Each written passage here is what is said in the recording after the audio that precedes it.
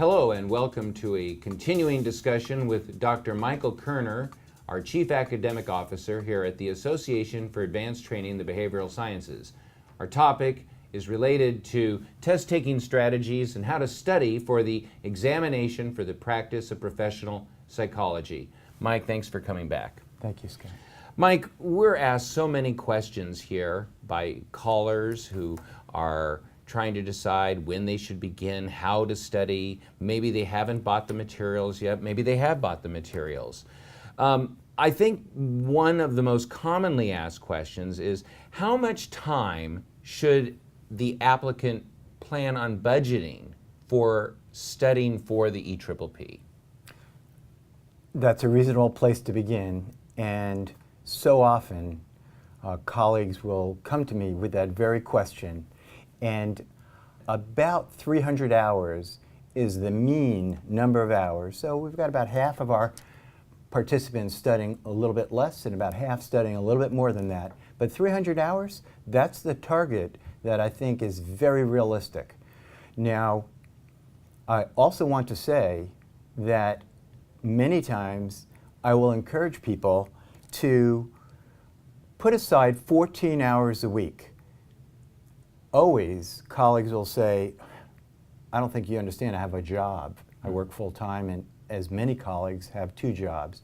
Some colleagues have 2 jobs and a spouse. Mm-hmm. Some colleagues have 2 jobs, a spouse, and a kid.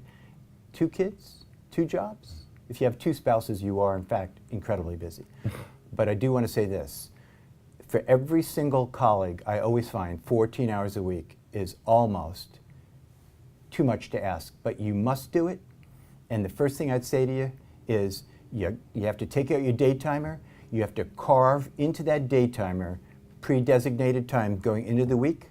And so I would tell you that knocking off those hours each week, it's essential, and you have a target 300 hours. So you might want to say it's sort of like scheduling time with a patient. You need to book time for yourself. You need to plan. You need to look at each of your weeks, months, and you need to plan and block out X amount of hours, and you're recommending 14 hours a week. And to add to that, Scott, I would tell you it has to become a priority.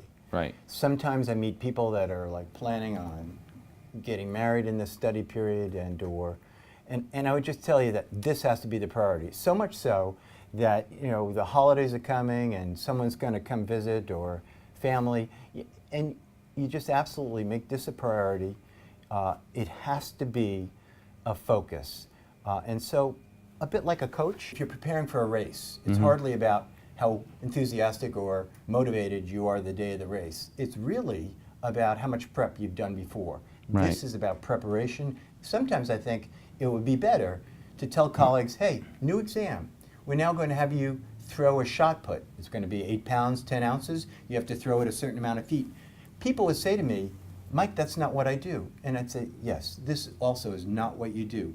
While it is the field of psychology, this exam does not test what colleagues are doing in their work. And so you must dedicate very specific time to pass the exam. Well, Mike, you know, this wasn't really something I'd planned on asking you, but I'm reminded how, and I'm curious to see if you agree with me, that much of what people learn in their educational process is not necessarily covered on this exam. I am told that a lot of what is on the exam is upper division undergraduate coursework.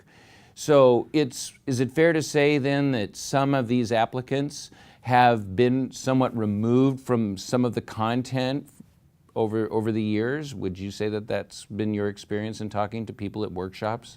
I would say yes, and then I'd like to throw a but in, if I may. Sure. Yes, certainly there is information of that variety, but I want you to know, in all fairness to the colleagues who are studying, some of the questions are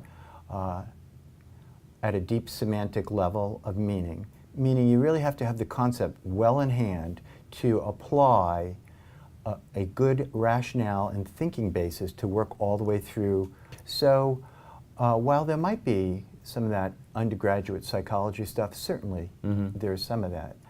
I believe that it's a very sophisticated test, and there's a lot of information that comes at that semantic level. and therefore test practice becomes also very essential. And that was my next question, Mike. When do you believe that an applicant using our home study program should begin taking our mock exams? And it's my belief, after having access to thousands of folks who are preparing, that I would try to integrate some test taking initially. And what I mean by that is that there are ways that you can take these test materials and over practice an area right after you learn it. I think that the research on learning theory supports that kind of process, and therefore if you read a chapter for the first time, I think absolutely immediately thereafter you're bathing yourself in a number of test questions, trying to take those concepts on so you can see whether in fact this is generalizing to the exam. So the answer to me, initially. We are also dealing with a standardized multiple choice examination. The examination, I believe, consists of 225 questions. And how many of those are experimental questions? That's what I'm going to call them, experimental questions. Absolutely. And so some years ago, a few years ago, the exam format shifted. We had for many years 200 questions, and that was it. One of the things that I believe EPPP has done to make this a better test is they've reduced the questions that count, that are scoreable, to 175. And there are 50 additional questions that you cannot tell they are the additional questions, in theory. Meaning the test now, at 4 hours and 15 minutes of length, will ask you to go through 225 questions. The test makers can take these 50 test questions that they are sort of vetting to see if they are in fact going to sort out effectively colleagues who take this exam. And what they can do is something called incremental analysis of the information.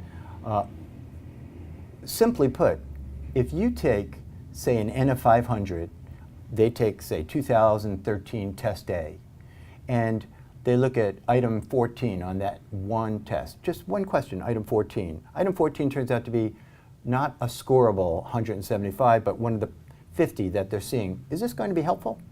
They take the top quartile of scores on that test and they compare it to the bottom quartile of scores on that test on how they did on item 14. And this is an incremental validity analysis of that one test item. What I'm saying is that the test is being made stronger by their doing this. They can see, does this item actually sort the top quarter of individuals on the exam versus the bottom quarter? In other words, if it's a good item, that top quarter should do better on that item than the bottom quarter of scores. That's what's happening on this exam. And that again ties in with just another question that we're often asked is, we do find again applicants, because it is they'll say, I don't do well on standardized multiple choice exams. How can I improve my test taking skills with a standardized multiple choice test? Do you have some suggestions that you can offer the viewers? Again, I hope I do. I would say that one statement is, where are you at the beginning compared to most other fellow applicants? And I have a very specific stat that I'm going to throw out here. For many years, when people were wanting to use preparatory materials, they would have to, they had the ability to take a pretest, sort of a 200-item test back in the day when the exam was 200 items. And then they would send that into the mainframe here in California. The N on the number I'm about to give, meaning how many people did this, is over 13,000. So this is an enormously accurate number. And what the number that I'm going to give you is that if you take a test, what percentage of items do you get right at the start of your studies before you begin studying? And that answer is 47.5% of the items. That is going to be an incredibly accurate statistic because the N is enormous. Meaning that if you take a test master before you begin your study, which is not what I recommend. I do recommend taking a practice test, but I would save those test masters till later on. If you get 47% of the items correct. You're at the mean of where colleagues start. Obviously, half of the colleagues are down below that, half are above, but that lets you know, hey, how am I doing compared to other folks who are studying? So that's a starting point.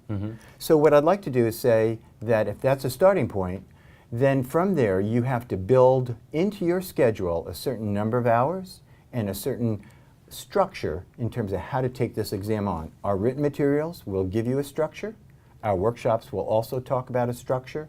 Certainly, phone consultants are always talking to people about augmenting anything that's in our written material, about creating a structure, about how to go on to this exam. Well, you know, it's funny you mentioned the consultants, because I know, for instance, Dr. Frankel, I mean, she basically helps people set up a study schedule that ties in with what you mentioned earlier, the fact that we have a lot of busy people out there who are trying to slot in the time to do this.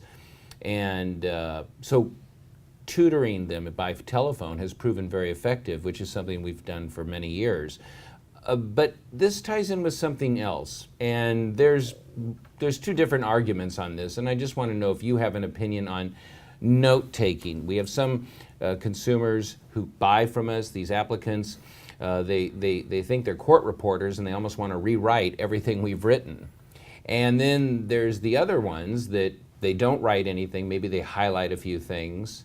And even though we have flashcards and that sort of thing, what do you think in general about the practice of note-taking while they are reading our study materials? So I would say to my colleagues who are watching this, don't sell yourself short.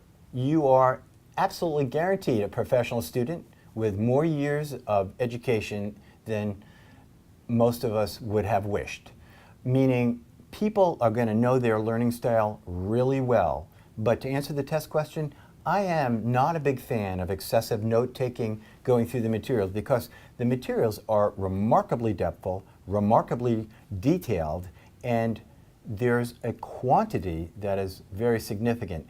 So for me, maybe in lieu of note-taking, one of them is previewing the material. The learning literature says that people can retain more when they have better organizational strategies. Look at the chapter, see how it's going to unfold, and then as you're reading it, it actually stores better, more organized. So that's one thought I have. The excessive note-taking could slow you down in a way that makes it too difficult to get through all of these chapters. The other piece I'd say is that it's very important to interface note-taking with, are you in an A, B, or C chapter? In our materials, we designate 2 chapters, abnormal and ethics, as A chapters. Well, there, everything that you can humanly do to increase your knowledge and retention, you should do. Note-taking, okay. Now you go to B chapters, and all these will be designated for you in our written materials. So those are high frequent, but less than the first 2 chapters. And then you get to C chapters, and you will see that it starts with statistics at the top of the C, and then it will eventually end up at psych assessment. I think it would be imprudent to be spending hours and hours note-taking in the psych assessment chapter, as it's the smallest percentage of all the domains. So part of it is also interfacing with the material in terms of how much of this material comes my way on the EPPP. This concludes the first half of our discussion on test-taking strategies with Dr. Michael Kerner. If you need additional information on the EPPP or the Association for Advanced Training in the Behavioral Sciences, please call our office at 1-800-472-1931 or visit us on the web at AATBS.com. And thank you.